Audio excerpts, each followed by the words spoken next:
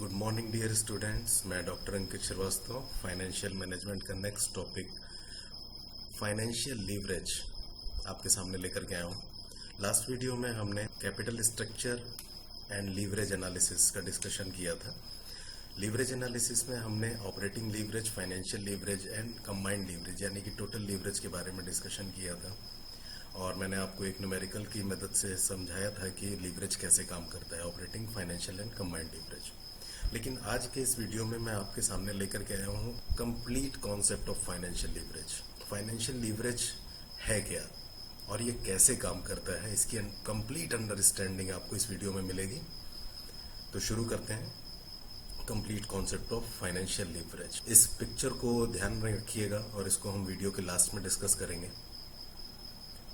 हमने जैसा कि लास्ट वीडियो में डिस्कशन किया था कैपिटल स्ट्रक्चर के टाइम पर कि कैपिटल किसी भी फर्म की डेट या बोरोइंग से, इक्विटी कैपिटल या हो सकता है कि प्रेफरेंस कैपिटल भी उसमें इंक्लूडेड हो, इन तीनों ही चीज़ों से मिलकर के कंपनी की कैपिटल बनती है, जिसमें कि डेट यानी कि बोरोइंग जो होती है वो क्रेडिटर्स मनी होती है and preference capital and equity capital are owners fund. Debt पर हमको इंटरेस्ट पे करना होता है, प्रेफरेंस कैपिटल पे हमें प्रेफरेंस डिविडेंड पे करना होता है और इक्विटी कैपिटल पर हमें यानी कि कंपनी को डिविडेंड पे करना होता है सिंपली।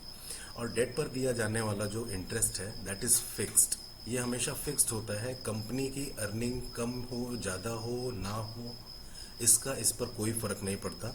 इंटरेस्ट कंपनी को पे करना ही करना है, एक लीगल बाइंडिंग होती है इस इंटरेस्ट को पे करने के लिए। प्रेफरेंस डिविडेंड भी फिक्स्ड होता है, लेकिन ये तभी पे किया जाता है जब कंपनी प्रॉफिट में होती है।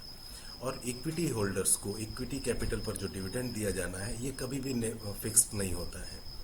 और टोटल अर्निंग्स में से interest, tax and preference dividend pay करने के बाद अगर कुछ बचता है तो इक्विटी होल्डर्स को मिलता है एज ए डिविडेंड, और वो भी कंपनी की डिविडेंड पॉलिसी पर डिपेंड करता है। किसी फर्म की कैपिटल में डेट और प्रेफरेंस कैपिटल ये दो के दोनों फिक्स्ड कॉस्ट फंड्स हैं, यानी कि इन पर जो चार्जेस पे किए जाने हैं वो फिक्स्ड होते हैं और इनका utilisation with the equity capital in the capital structure of the firm is known as financial leverage.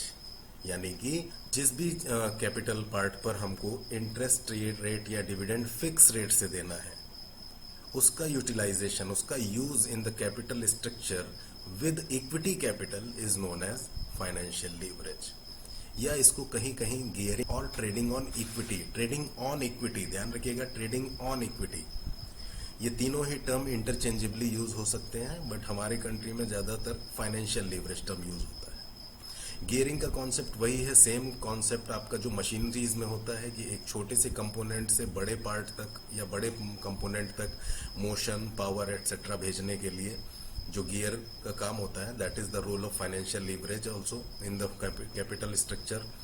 तो इसलिए गियरिंग भी टर्म यूज होता है। और ट्रेडिंग ऑन इक्विटी टर्म इसलिए यूज होता है क्योंकि किसी भी फर्म में डेट रेज करने के लिए इक्विटी का होना बहुत जरूरी है।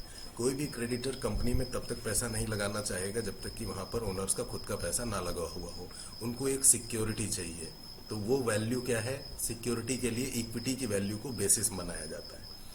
तो यहाँ पर इक्विटी है जिसके ऊपर ट्रेडिंग हो रही है, equity that is traded upon it, इसलिए यहाँ पर ये term trading on equity use होता है। चलिए आगे बढ़ते हैं। कंपनी ने जो डेट रेज किया है मार्केट से उसको कुछ असेट्स में इन्वेस्ट किया जाएगा और डेट पर दिया जाने वाला इंटरेस्ट हमारी उस असेट की अर्निंग से कम होना चाहिए। देखिए कैसे, अगर हमारा लेफ्ट एरो आप इसको return to interest to creditors समझ लें, तो ये राइट एरो जो कि हमारी अर्निंग्स है ये इंटरेस्ट से ज्यादा होनी चाहिए।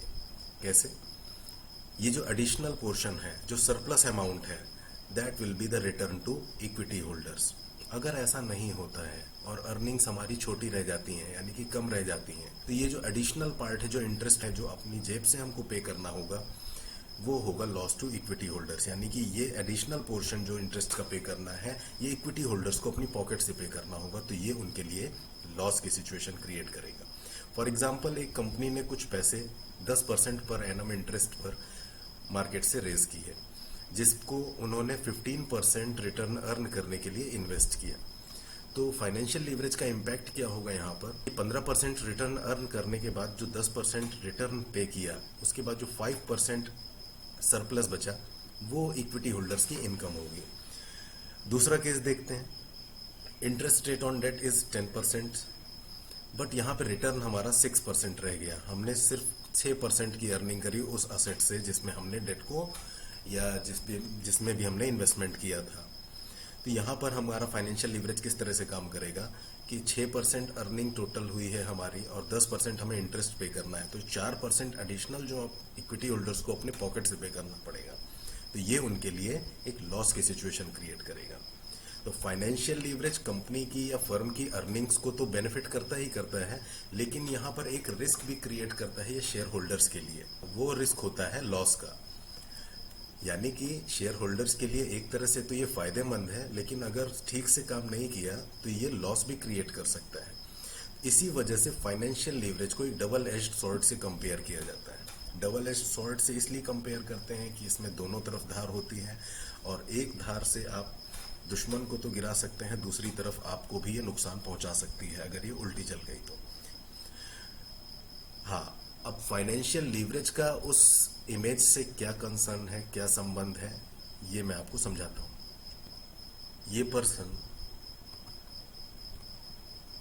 आर्किमिडीज है और इनके हाथ में एक लीवर है, लंबा सा लीवर एक फुलक्रम पर प्लेस्ड है और ये साइड में अर्थ है एक दूसरे साइड पर। आर्किमिडीज ने कहा था कि give me a lever long enough and a fulcrum on which to place it and I shall move the earth. इतनी पावर होती है इस लीवर में, और ये जो फाइनेंशियल लीवरेज है ये इसी लीवर से संबंधित है। ये फिजिक्स वाला लीवरेज नहीं है, बट ये फाइनेंस का लीवरेज है। और इसको हम इस तरह से समझ सकते हैं कि अगर हम मान लें कि ये जो फुलक्रम है that is the amount of interest we have paid, तो ये जितना कम होगा उतना ही ज्यादा हमारे प्रॉफिट होने के चांसेस हैं। लेकिन अगर हमने इंटरेस्ट ज्यादा पे किया तो हमारा प्रॉफिट कम हो जाएगा। अब ये इंटरेस्ट कम किन किन सिचुएशंस में हो सकता है? या तो हम कम रेट ऑफ इंटरेस्ट पर लोन लिया है हमने, या हमने थोड़ा ही अमाउंट बोरो किया है मार्केट से, तो इन दोनों ही केसेस में हमारा इंटरेस्ट कम हो जाएगा। लेकिन इसको इस तरह से समझिए कि अगर हमारा इंटरेस्ट रेट कम है तो हमारे प्रॉफिट होने के चांसेस ज्यादा हैं और लॉस होने के चांसेस काफी कम हैं। लेकिन अगर हमने बहुत ही कम अमाउंट बोरो किया है, यानी कि कैपिटल स्ट्रक्चर में डेट का पोर्शन बहुत ही छोटा रखा है, तो ये हमारे प्रॉफिट को कम कर देगा, बहुत ही ज्यादा कम कर देगा, और हो सकता है कि हमें लॉस भी हो जाए। और जितना ज्यादा फंड हम मार्केट से बोरो करेंगे, यानी कि डेट रेज करेंगे, उतना ही ज्यादा हमको प्रॉफिट होने के चांसेस रहेंगे। लेकिन साथ ही ये अनप्रॉफिटेबल लीवरेज भी हो सकता है। इस बात का भी हमें ध्यान रखना होगा कि ये लीवरेज हमारे लिए अनप्रॉफिटेबल भी हो सकता है। यहाँ पर एक काफी बड़ा रिस्क है।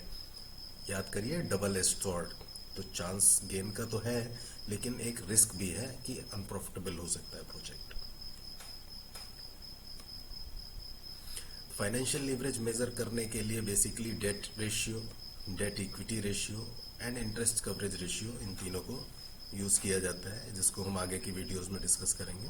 Financial leverage and share holders return में क्या रिलेशन है? किसी भी फर्म का प्राइमरी मोटिव शेयर होल्डर्स के रिटर्न को इंक्रीज करना होता है। जब rate of return on net assets या इन्वेस्टमेंट, यानी कि जो टोटल पैसा, जो टोटल इन्वेस्टमेंट हुआ है कंपनी की तरफ से, उस पर मिलने वाला return rate of interest on debt से अधिक होगा, तभी ये शेयर होल्डर्स की रिटर्न को इंक्रीज करेगा, जिसको रिटर्न ऑन इक्विटी या अर्निंग्स पर शेयर, यानी कि प्रॉफिट आफ्टर टैक्स को जब हम नंबर ऑफ शेयर्स से डिवाइड करते हैं, that is earnings per share, उसको इंक्रीज करने का ये काम करता है। तो आज के वीडियो में बस इतना ही। फाइनेंशियल लीवरेज आई होप कि आपके समझ में अच्छे से आ गया होगा। अगर आपको नहीं समझ में आता है तो आप नीचे कमेंट्स में अपने क्वेश्चंस रेज कर सकते हैं। Thank you.